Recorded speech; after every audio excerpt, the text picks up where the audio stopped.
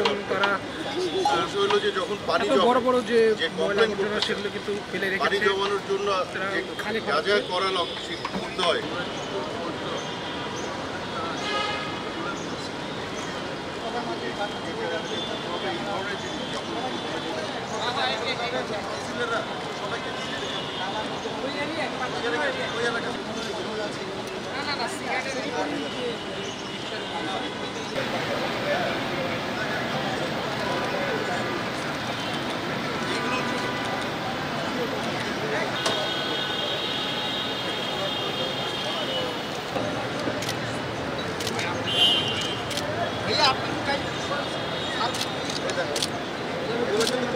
এই যে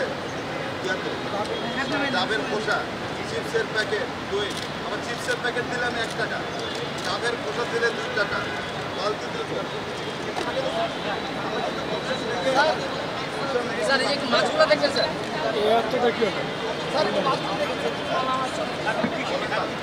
নিজের ইচ্ছা দরকার। যিনি ঢাকা শহরে বাস করেন উনি কিভাবে একটা ফ্রিজ একটা খালের মধ্যে ফেলতে পারেন? এটা প্রথমে মানসিকতা চেঞ্জ করতে হবে। আমাদেরকে চেঞ্জ করতে হবে। একটা সোফা কিন্তু কোনোভাবে ফেলা যায় না, জাজিম ফেলা যায় না। আমাদের বোতলগুলো কিন্তু অহরহ কিন্তু আমাদের ড্রেন থেকে কিন্তু পাচ্ছি, এবং একটু বৃষ্টি হলেই আমাদের কিন্তু বিভিন্ন ধরনের কিন্তু ট্রল হচ্ছে যে রাস্তায় পানি জমে যাচ্ছে, কিন্তু পানিটা কী জন্য জমে যাচ্ছে এইটা আমরা কেউ চিন্তা করি না। আমাদের এসটিএস আছে, এসটিএসের মাধ্যমে সেকেন্ডারি ট্রান্সফরমেশন স্টেশন আমাদের মেইন। আমরা বর্জ্য যেখানে ফেলি এটা হচ্ছে আমিনবাজার ল্যান্ডফিল, কিন্তু আমাদের বিভিন্ন এলাকাতে সেকেন্ডারি ট্রান্সফরমেশন স্টেশন আছে, ওখানে কিন্তু ইজিলি ফেলতে পারে। এবং আমাদের যখন বিভিন্ন জায়গায় অনেকে কিন্তু বলে আমরা বাড়ি ভেঙে ফেলছি, আমাদের এগুলোকে সরিয়ে দিতে হবে, আমরা বাড়ি চেঞ্জ করছি, আমাদেরকে এটাকে সরিয়ে দিতে, আমরা কিন্তু চলে যাচ্ছি আমরা। কিন্তু যদি রাতের আধারে চোর যেরকম চুরি করে, ডাকাত যেরকম ডাকাতি করে, এটা তো ডাকাতির থেকেও তো বেশি, এটা চুরির থেকেও বেশি এটা।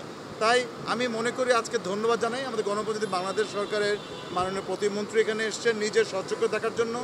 আমি অনুরোধ করেছিলাম এই যে এসে এটাকে সাপোর্ট দিলেন, তথ্য মন্ত্রণালয় থেকে উনি এসছেন, এবং একটা বিরাট বড় মেসেজ কিন্তু আমরা ছড়িয়ে দিতে চাই যে আমাদের শহরকে পরিষ্কার করার জন্য আমাদের নাগরিককে এগিয়ে আসতে হবে। আমি ধন্যবাদ জানাই আমাদের বিপ্লব বড়ুয়া আছেন, বাংলাদেশ আওয়ামী লীগের দপ্তর সম্পাদক, মাননীয় প্রধানমন্ত্রীর অ্যাসাইনমেন্ট অফিসার।